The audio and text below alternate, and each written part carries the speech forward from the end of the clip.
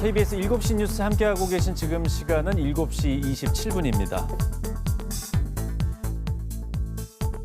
올해는 도시재생관련법이 제정된 지 10년째 되는 해입니다. 강원도에서도 많은 지역에서 도시재생 사업이 실시되어 왔습니다.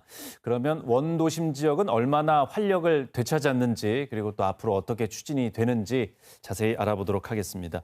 전국 도시재생센터 협의회 이용규 정책위원장 함께하겠습니다. 어서 오세요. 네, 반갑습니다. 네. 자, 지난해까지 전국적으로 한 560여 곳에서 도시재생 사업이 진행돼 왔고요. 올해도 진행이 됩니다. 강원도에서만 한 40여 곳 정도에서 추진이 되는데 일단 한 10년 전쯤에 태백에서 이게 제일 먼저 시작이 됐죠. 그렇죠. 길게는 한 2007년에 이제 시범 사업이라고 해서 몇 군데 진행이 되다가 2013년에 도시재생 활성화 및 지원의 특별법이 만들어지면서 전국의 13개의 지역이 선도적으로 지정이 됐습니다. 그중에 네. 한 곳이 이제 태백의 통리 지역인 것이고요. 네. 그래서 그 이후로 지금 10년이 지났는데 이제 강원도의 현황을 제가 살펴보니까 총 지금까지 34곳이 지금 이제 도시재생 사업 지역으로 진행이 됐고 네. 현재 그 46군데의 이제 도시재생 지원 센터가 지금 이제 활동 중에 있습니다.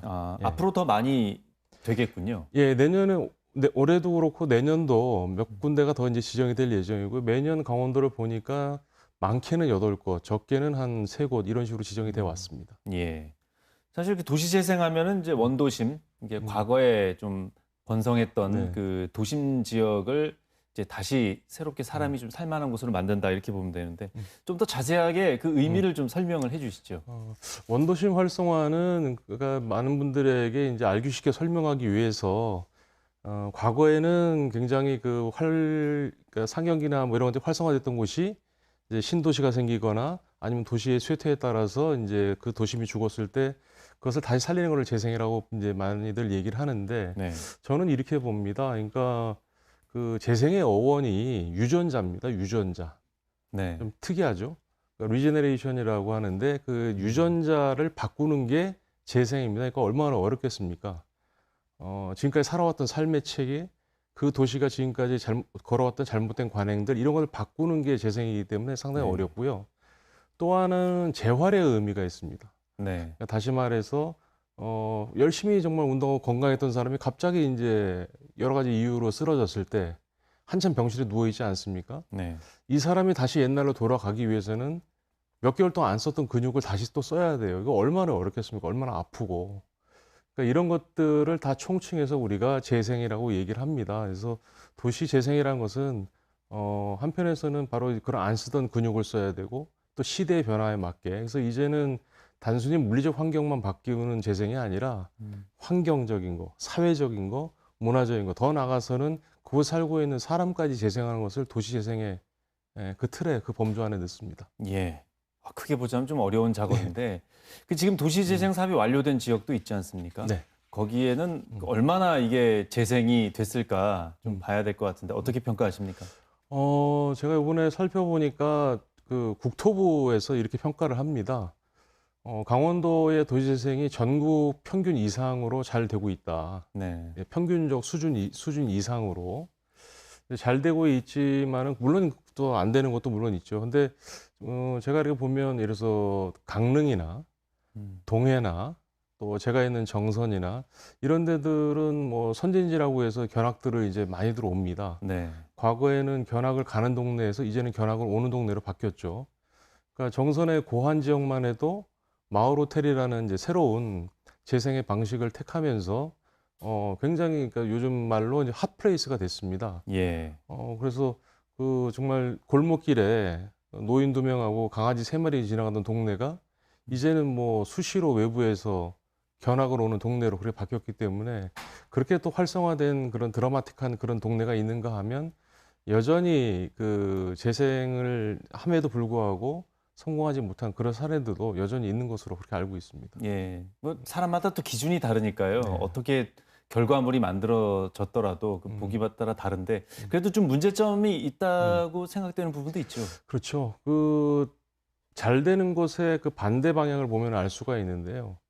그러니까 잘 되는 것은 사전에 준비가 잘 돼 있습니다.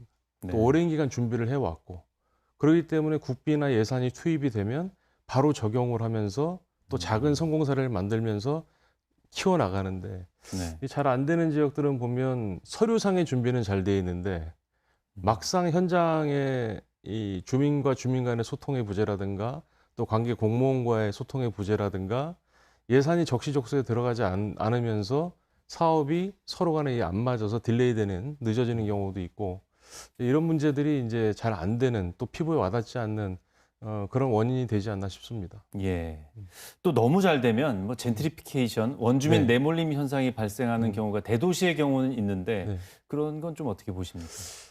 이게 참 쉽지 않습니다. 이거 막을 수도 없고요. 그러니까 그 원주민 내몰림 현상이라는 게 이렇습니다. 그러니까 낙후된 지역, 아무도 안 가는 지역을 지가가 싸고 아무도 안 가기 때문에 거기에 들어간 사람 뻔하거든요. 예술가, 네. 또 우리가 보통 크리에이터라고 얘기하는 로컬 크리에이터들 이런 친구들이 거기에 들어가서 싼 지가를 이용해서 뭔가 거기서 창의적인 일들을 벌이면서 거기가 점점 외부에 알려지면서 거기가 소위 얘기하는 핫플레이스가 되는 거거든요. 이제 그렇게 되면 거기 사람들이 몰리면 다시 또 지가가 오르게 되고 네. 거기에서 이제 여러 가지 이제 플래그샵이라고 그러죠. 유명 상권들이 들어오면 원래 그 동네를 띄웠던 사람들은 지가 문제 때문에 쫓겨날 수밖에 없는 예. 이런 것들이 되풀이 되는데 이건 정말 어떻게 보면 거의 대도시에서나 많이 벌어지는 거고 중소도시에서는 그렇게까지는 아직 뭐 그런 나타나거나 어떤 인위적인 자기적인 걸로 할 수는 있지만은 우리 강원도권에서는 뭐 그 정도까지는 아직 아니다. 저는 이렇게 판단을 합니다. 예, 이건 뭐 정책적으로 좀 장기적으로 접근해야 될 부분인 것 같습니다. 네, 그 도시재생 사업이 완료된 다음에는 그 다음에는 사실 주체는 주민들 아닙니까? 맞습니다. 이런 부분에 대해서도 좀 준비가 많이 필요하겠네요. 이제는 강원도도 이제 사후 관리를 이제 신경을 써야 될 때입니다. 그러니까 도시재생 사업이 시작된 곳이 있고 이제 마무리된 곳들이 하나둘씩 생기기 시작을 하거든요. 이게 이제 마중물 사업이기 때문에 네.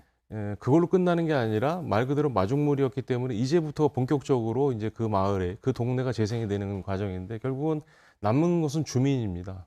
그렇기 때문에 재생 사업을 하는 과정에서 보통 우리가 얘기하는 마을 기업을 만든다든지 협동조합을 만들어서 그 해당 지역의 주민들이 거주하는 주민이 아닌 주인으로서의 주민으로 이런 그 관리 운영의 주체가 돼서 그러려면 사전에 준비를 철저히 해서 사업이 끝난 다음에도 바로 이어갈 수 있도록 또 예산이 중단이 돼도 자체 재원으로 움직일 수 있도록 그렇게 만드는 것이 이제 앞으로 상당히 중요한 상황이 다가왔습니다. 예. 그분들을 위한 사업이었으니까요. 또 그분들이 잘 갖고 나가야 되겠습니다. 그렇습니다. 예. 네, 오늘 말씀 여기까지 듣겠습니다. 네. 고맙습니다. 네, 고맙습니다.